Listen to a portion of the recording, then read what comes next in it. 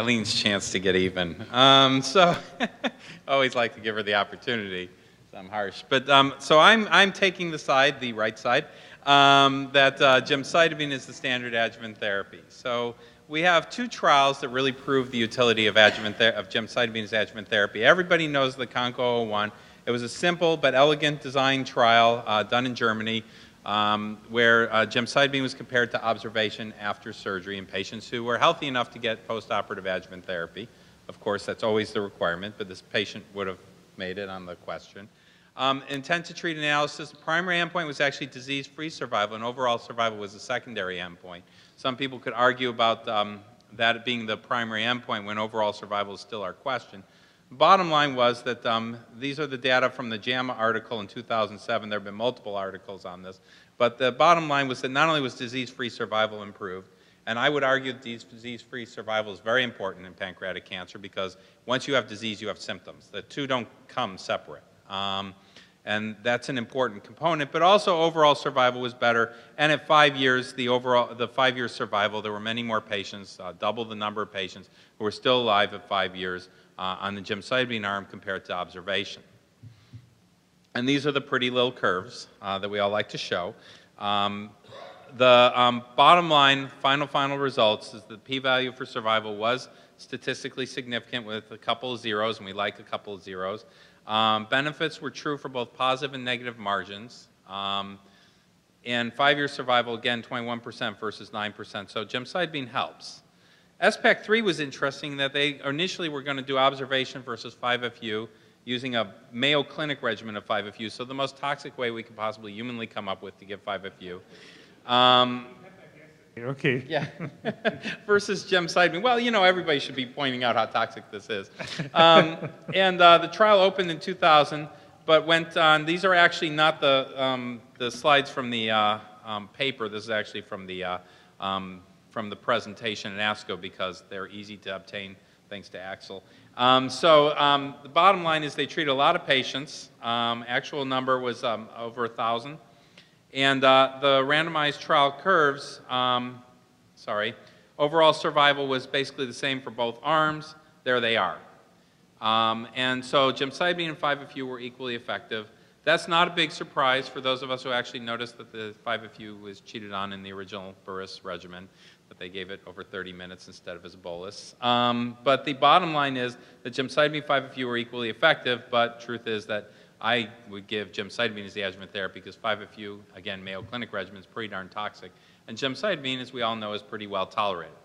So the question, though, is we have two new active regimens in metastatic pancreas cancer, and Eileen did an excellent job of pointing these regimens out. Both the gemcitabine, nab-paclitaxel, and the FOLFIRINOX regimens are better than gemcitabine in the metastatic setting. So why not just extrapolate and start treating your adjuvant patients? Well, the first thing that Eileen pointed out very well is that the regimens are toxic. I think we all have to remember that there's a serious toxicity with them. So they work better in the metastatic disease, and pancreas cancer is an aggressive disease, and we all want to do something more. But wanting to do something more and having bad news to give to people doesn't make it right to start doing something more if you may be just causing harm. And is that a possibility? Well, we've had lessons learned. Let's look at irinotecan in colorectal cancer.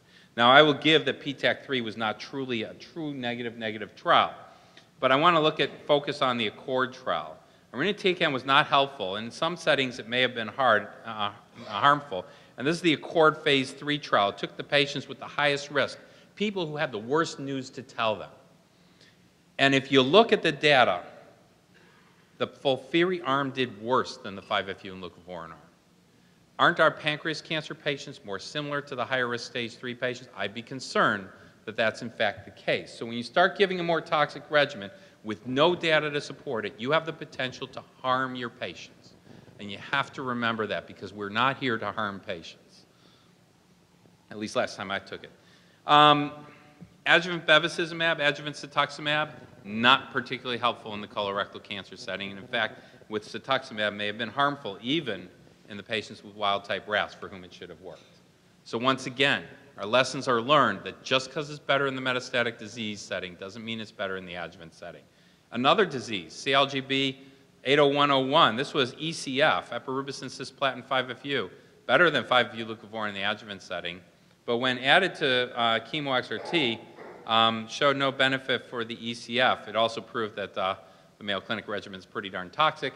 And ECF was the less toxic regimen on this trial. But the bottom line is the more effective regimen was not helpful in the metastatic setting. I don't have this data yet for pancreas cancer, but we have 2 trials out there that could, I'm hoping, won't show that the more aggressive regimens are harmful. I'm hoping to God they actually show benefit. But until they've shown benefit, I have very serious concerns. Again, France is doing the modified FOLFIRINOX versus gemcitabine. Worldwide is the APACT, following on the MPACT, and there will be more PACTs as we go along. Both studies are being well designed, and this is where the patients who you want to do something more aggressive should go. They should go on the clinical trials. We should answer the questions. We should do the things that we're supposed to do for our patients. Because you're not just treating the patient in your office today, you're treating the patients of the future as well. And when you treat a person off of a clinical trial with a regimen that is unproven, you have actually harmed the patients of the future by not putting them on the trial that they should have been on. I'm going to be harsh today because it's fun. So the reality, FOLFIRINOX or gemcitabine may represent advances. I won't say that Eileen won't be right in the future, but they may prove no better, and they do have side effects and have a risk of harming our patients. One last piece of data from the SPAC3. It was interesting, they presented data that showed that when it came to adjuvant gemcitabine, it was more important to get all the doses in than to start quickly. What happens when you give a toxic regimen and the patients can't tolerate it and you can't get all the doses in? Will you be harming the patients? I do not know that, but it's an important side effect. So, I think there are numerous examples of what works in metastatic disease. Wow, I'm going way ahead of time.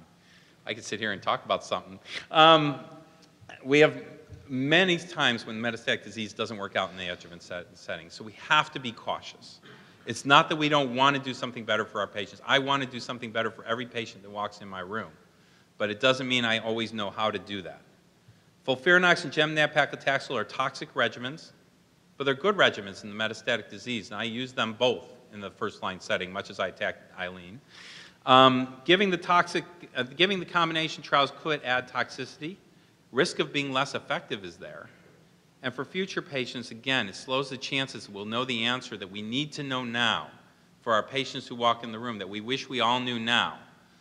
So off clinical trials, I still think gemcitabine is the standard of care, and 5-FU is still an alternative choice. Thank you very much. Jordan. Stay here.